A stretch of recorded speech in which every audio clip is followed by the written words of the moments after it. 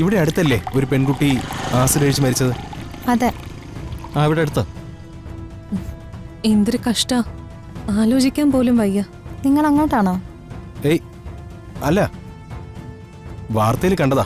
സ്ഥലപ്പേര് കണ്ടപ്പോ ഇവിടെയാണല്ലോ എന്ന് ഓർത്തു. എവിടെയാ വീട്? ഇവിടുന്നൊരു 300 മീറ്റർ അങ്ങോട്ട് പോയാൽ മതി. അറിയാവുന്ന വീട്ടുകാരാണോ?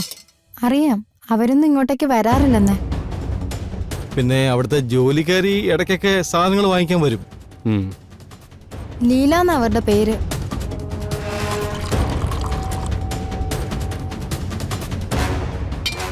ആ വീട്ടുകാരെ ഒരു മനുഷ്യ പറ്റില്ലാത്ത കൂട്ടരാ.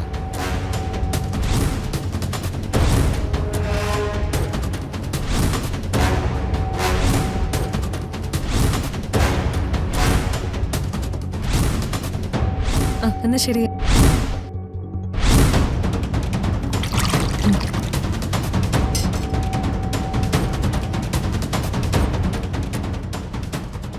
അവരെ കുറിച്ച് ആർക്കും വലിയ അഭിപ്രായം ഇല്ലെന്ന് തോന്നുന്നു. നമ്മൾ തുടങ്ങിയതല്ലേ ഉള്ളൂ.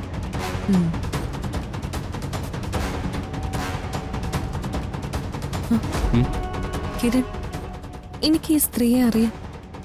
നമുക്കൊന്ന് ചോദിച്ചാലോ?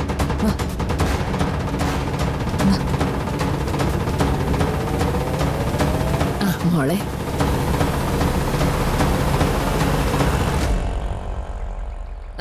ചേച്ചി, സീതമ്മയല്ലേ? അതെ. ചേച്ചി, ഞാൻ വിനീതയുടെ കൂട്ടുകാരിയാ. വീട്ടിൽ വന്നപ്പോ ചേച്ചിയെ ഞാൻ കണ്ടിട്ടുണ്ട്. അവള് ചേച്ചിയെക്കുറിച്ച് എന്നോട് പറഞ്ഞിട്ടുമുണ്ട്. വിനീതയോ? അതെ. എന്റെ ദൈവമേ, എന്റെ കൊച്ചിന് ഇങ്ങനെ ഒരു ഗതി വന്നല്ലോ. കേട്ടിട്ട് എനിക്ക് വിശ്വസിക്കാൻ പറ്റിയില്ല ചേച്ചി. അവൾ ഒരിക്കലും അങ്ങനെയൊക്കെ ചെയ്യുമെന്ന് എനിക്ക് ആലോചിക്കാൻ പോലും പറ്റുന്നില്ല. അങ്ങനെയല്ല മോളെ,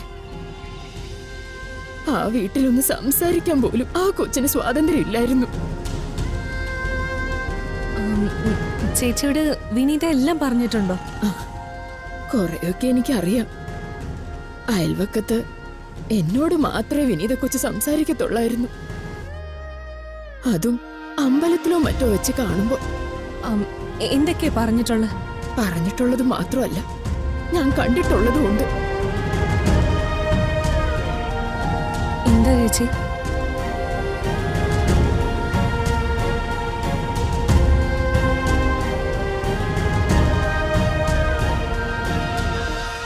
ദേ, ഞാനിതൊക്കെ പറഞ്ഞു എന്ന് ആരോടും പറയല്ലേ മോളെ. അവരൊക്കെ വലിയ പിടിപാടുള്ള ആൾക്കാരാ. ഇല്ല ചേച്ചി, ഞങ്ങൾ ആരോടും ഒന്നും പറയില്ല.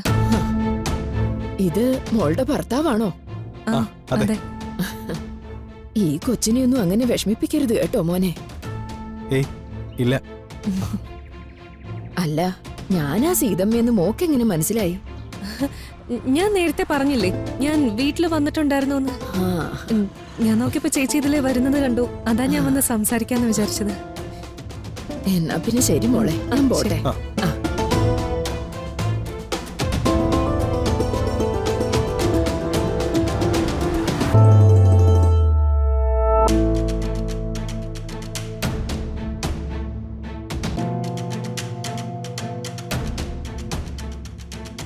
നമുക്ക് ആവശ്യമുള്ള വിവരങ്ങളൊക്കെ ആയല്ലോ. ആയി. ഇനി വേണ്ടത് തെളിവുകളാ. അത് നമുക്ക് കിട്ടും.